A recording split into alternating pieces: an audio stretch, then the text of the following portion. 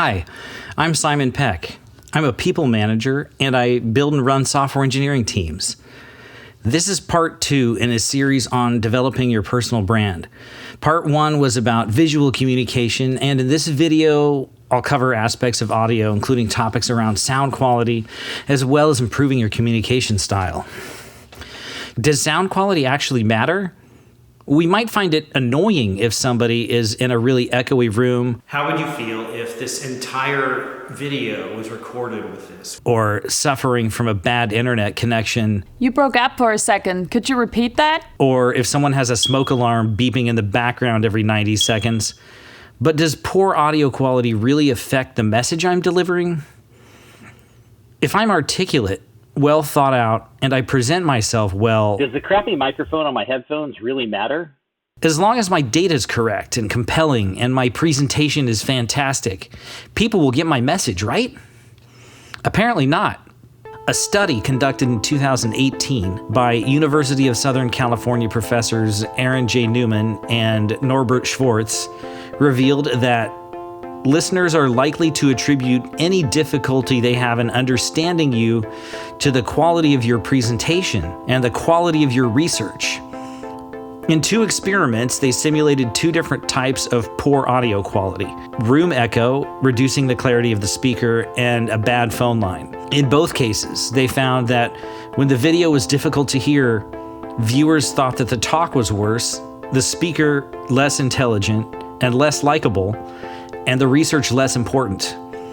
They found that whoever had the better audio quality was considered the better speaker and researcher and working on a more important project. They summarized that substantive evaluations of the research and researcher were at the mercy of the technical quality of the recording, and even went on so far as to say sometimes it may be better not to be recorded at all than to accept the adverse consequences of a poor recording. When thinking about personal brand, few of us would like to be perceived as less credible, intelligent, or likable. Let's talk about how to put your voice out in a clear, intelligible fashion. We tend to obsess over video quality without thinking so much about sound, but sound is arguably more important. I could present this video to you with no video at all, and it would still probably be pretty effective. So let's talk about how to put out audio communication in remote meetings in a clear, intelligible fashion. Room acoustics have a huge impact on the way that you sound. You can think about rooms as musical instruments in a way. A room is going to shape the sound of your voice, and each room has its own timbre. If you're in a mostly empty room with a lot of hard surfaces, you're going to experience a lot of quick, percussive echoes that create an unfortunate reverb effect, making it very difficult to make out what you're saying. Materials like concrete, glass, and even drywall reflect sound. All of these reflections create a percussive cacophony that will inhibit your ability to clearly communicate. If you consider that a significant portion of what is said in a meeting is lost anyway, and you pile bad audio quality like this on top of it, a lot of the important messaging gets lost. You need to cover these surfaces up with materials that absorb sound. I'm not going to get deep into the science of room acoustics in this video, but if you would like me to do that in a future video, let me know in the comments. When it comes to increasing intelligibility in remote meetings, focus on covering the walls and ceiling if possible. We're concerned with human voice in this video, so we don't need to worry about absorbing low frequencies like you would in a home music studio. A professional acoustician might balk at my next advice, but if you use things like furniture, books, and acoustic panels to cover as much wall surface area as possible, it will dramatically improve the room acoustics. This might not be an ideal solution for a recording studio, but since we're talking about improving speech intelligibility in remote meetings, furniture can go a long way to help with that. I would also recommend investing in some acoustic panels that are effective in the range of human voice, especially from 125 Hz to 500 Hz. This is the range that is most often problematic for vocal intelligibility. A lot of people want to use a very small room or closet for remote meetings, but this is usually a terrible idea. Sound reflects off of surfaces in a way similar to light, and in a small room, because the wavelength of speech intelligibility range of 125 to 500 hertz might be longer than the dimensions of the room, the waves will reflect off of a wall before they even have a chance to fully form. The wavelength of a sound at 350 hertz is about a meter long, and the wavelength of a sound at 150 hertz is a little over 2 meters long. When reflections from the room mix with the direct sound waves, they superimpose themselves upon those, and that reduces the clarity of your voice. In general, a large, well-treated room will sound better than a small one, as the important frequencies have a chance to fully form before they bounce off of a wall. However, if that large room is pretty empty or filled with hard surfaces, it will produce other problems with echo, as the reverb time will become longer, affecting intelligibility.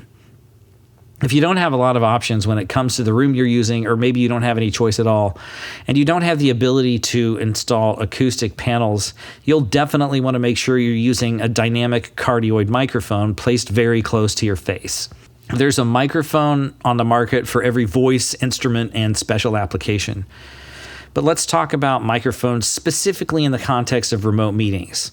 First, let's talk about pickup patterns. Microphones pick up sound from a predefined direction. 3 basic types of pickup patterns to be aware of are cardioid, which pick up sound from a specific direction, figure 8, which pick up sound from 2 opposing directions, and omnidirectional, which picks up sound from everywhere. This is important because in a remote meeting, you probably only want to pick up your own voice, and you want to eliminate background noise and room acoustics as much as possible. So that means you want to go with a cardioid microphone. To simplify, it's good to know that different pickup patterns exist, but for remote meetings, you can forget about everything but cardioid for now. Next, we want to consider how you plan to connect your microphone. If you want to minimize your setup, you probably want to opt for a USB microphone that you can plug directly into your computer. You won't have as many choices as you will if you're willing to use an audio interface, but you can save money, minimize the amount of equipment that you need, and still produce excellent audio quality. In addition to the pickup pattern, you'll also want to be aware that microphones have different transducer types. The transducer is the thing that converts sound waves into electrical energy. And you don't need to learn all about this for remote meetings, but it is good to be aware of them. 3 of the most common transducer types are dynamic, condenser, and ribbon. For the sake of remote meetings, you'll probably choose between either a dynamic microphone, where the mic is closer to your face and therefore on camera, or a condenser microphone, where the mic could be placed further away and therefore be off screen. Incidentally, I'm using a supercardioid ribbon microphone right now. A dynamic microphone requires a lot more energy to transmit audio, so it needs to be placed closer to your mouth. A benefit of this is it's less likely to pick up background noise and won't be as affected by your room acoustics. This is probably the best choice for most people in remote meetings. The main reason you would opt for something else is if you really do not want the microphone to be visible on camera. To sum it up, most people are probably going to want to choose a dynamic cardioid microphone. A condenser microphone is highly sensitive, has exceptional clarity, and can be placed further away, which means it can be off screen. But they will pick up lots of background noise and are more sensitive to your room acoustics. Ribbon microphones share some of the operating principles as condensers, meaning that you can place them further away if you want to, and they're more likely to pick up room noise, but they usually sound less crisp than condensers, which can be good if you have a certain kind of voice, and they are more sensitive to lower frequencies, especially when the microphone is close to you. All microphones have a certain characteristic sound, just like musical instruments do. This is one of the reasons that there are so many microphones on the market, and you can definitely go down a rat hole on this subject. Some of you who continue to iterate on your home office setup may want to find a microphone that matches your voice well. In short, a dynamic cardioid microphone is going to do the best job of background noise rejection and will work best in an untreated room. There are already a ton of microphone reviews online. If there is a specific microphone you want to know more about, I would recommend searching the Podcastage YouTube channel for a comprehensive review. If you choose to go with an XLR microphone, you're going to need an audio interface. An audio interface is a device that allows you to connect microphones, instruments, and really any audio signal to your computer. It'll allow you to use XLR microphones, open you up to a world of sonic possibilities, and you'll have more control over your gain, and you can adjust your sound with hardware instead of using the preferences or control panel in your computer. Audio interfaces usually sound slightly different from each other, and some models like this Universal Audio Volt also have a built-in compressor, which in the simplest terms means that it can even out the differences between the loudest sounds and the quietest sounds, making your voice more intelligible. If you would like me to dive into a more complex audio setup in a future video, let me know in the comments. Once you have the technical components of your audio setup sorted out, you want to start thinking about how you actually communicate. The thing that will have the biggest impact on how you sound, no matter what kind of equipment you're using, is the way that you speak. If you're alert, energetic, and sit close to the microphone, you'll be heard much more clearly than if you're far away, have poor enunciation, and don't articulate yourself well. I often see people obsess over audio hardware, never considering how they themselves sound when they talk. You can make a habit of recording yourself and then listening to the playback. I really cannot stress enough how valuable it is to watch yourself and listen to yourself and then take notes and continue to make improvements. An easy way to do this is to launch a Google Meet or a Zoom meeting with yourself as the only attendee and hit record. You could also maybe record a real work meeting and then watch that again later. Ask yourself some questions. How do you sound? Does it make you uncomfortable to watch yourself? Some of us have a lot of trouble listening to ourselves, and it's usually a sign that we could make some improvements. If watching yourself makes you cringe, ask yourself why. Try to quantify exactly what it is that bothers you. Do you use a lot of filler words? Do you machine gun statements rapidly? How's your tone and inflection?